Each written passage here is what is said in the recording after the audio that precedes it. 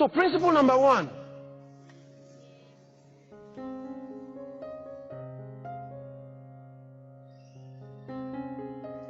You already know it, right? Spend less than you earn. Much less than you earn. Be wise. Spend less than you earn.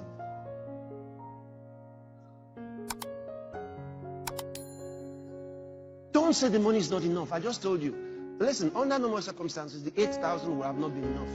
I knew it. So that's why I wasn't interested in the list of things they were going to write for me. I knew that that would help me make an excuse. Because everything in the list will be important. But I was going to also use the miracle power of God to work things out for me. That's why you have to connect with God. What one man is spending ₦1 million on, you will probably do for 100,000. And they'll be surprised. Once you are determined, then God says, all right, I'm with you on it. Go ahead. Then you find his seal is on it. But if you say you're going to depend on money, then you will always need enough money to do everything you want to do. But depend on him. What they are needing 10 million to do, you will do with 1 million. That is part of the blessing. You find things you don't have to pay for. So don't depend on money. Depend on God. But you must follow his principle. He told you to save. He knows why. So that when he requests for it, you can give him. And when he tells you to use it, you can use it. It might be the deposit that you need.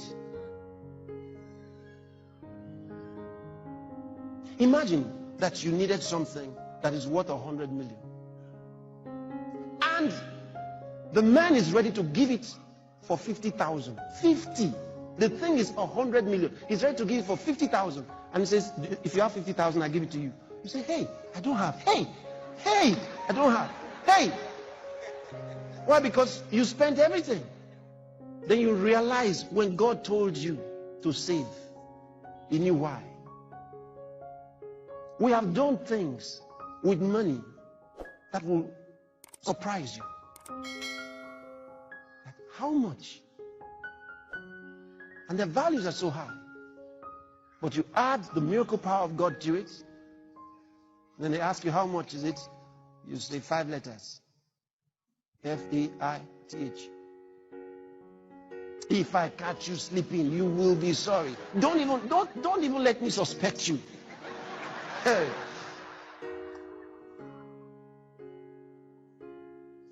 So keep your eyes wide open.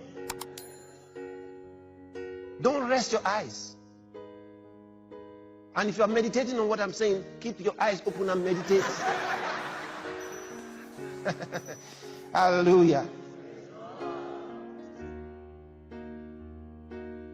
I want to show you a few things on saving just now. Just relax. Tell somebody, relax. So that's the first thing. Learn to save. Start saving. No matter how much you are receiving, start saving. Now, we'll talk about where do you save. Do you put it in your house? Do you put it in the bank? Where do you now? You are saving, but where do you save? Because that's an important thing. See? It's one thing to have something you want to save, but where do you save it? I'll tell you. Now, the things I'm sharing with you are important because, you see, they come from the Word. And that's what gives credence to them. Let me give you an example. Genesis chapter 41. Let's read from verse 25.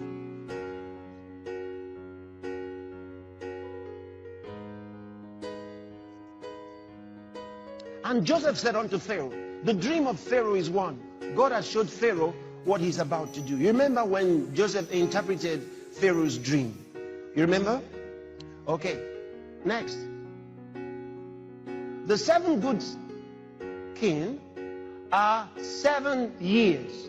And the 7 good years are 7 years. The dream is one. Okay? And the seventh thing and ill-favored king that came up after them are 7 years, and the 7 empty years blasted with the east wind shall be 7 years of famine. You know this story. Okay.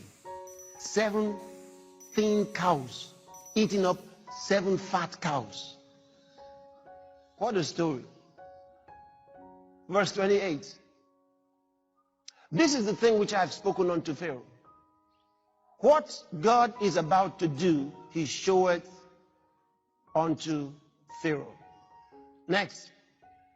Behold, there come 7 years of great plenty throughout all the land of Egypt. 7 years of plenty will come. And there shall arise after them 7 years of famine. And all the plenty shall be forgotten in the land of Egypt. And the famine shall consume the land. He says, you're going to have, says God is showing you in the dream what's going to happen, Pharaoh. Joseph is telling him the meaning of his dream. He says, you will have 7 years of prosperity. After that, 7 years of famine will come. And the famine will be so severe that the 7 years of prosperity will be forgotten. It will consume the land. Next verse. And the plenty shall not be known in the land by reason of that famine following, for it shall be very grievous, very severe. 32. And for that, the dream was doubled unto Pharaoh twice. It is because the thing is established by God, and God will shortly bring it to pass. Now therefore, let Pharaoh look out a man discreet and wise, and set him over the land of Egypt. Now he's given him the revelation, and now he starts telling him how to solve the problem. Let Pharaoh do this, and let him appoint officers over the land, and take up the 5th part of the land of Egypt in the 7 plenteous years. He says what? Save what? 20% in the 7 plenteous years. Next verse. And let them gather all the food of those good years that come, and lay up corn under the hand of Pharaoh, and let them keep food in the cities. Next. And that food shall be for store to the land against the 7 years of famine, which shall be in the land of Egypt, that the land perish not through the famine. Next verse. And the thing was good in the eyes of Pharaoh, and in the eyes of all his servants. The advice given by Joseph, that they should save 20% in the next 7 years, ahead of 7 years of famine that will come. And Pharaoh said unto his servants, can we find such a one as this is, a man in whom the Spirit of God is? And Pharaoh said unto Joseph, forasmuch as God hath showed thee all this, there is none so discreet and wise as thou art. Thou shalt be over my house, and according unto thy word shall all my people be ruled.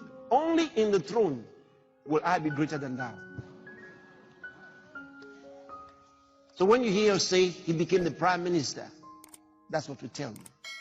Because Pharaoh remained king and president. But he made Joseph the prime minister of Egypt. Thou shalt be over my house, and according unto thy word shall all my people be ruled. Only in the throne will I be greater than thou. Next. And Pharaoh said unto Joseph, see, I have set thee over all the land of Egypt.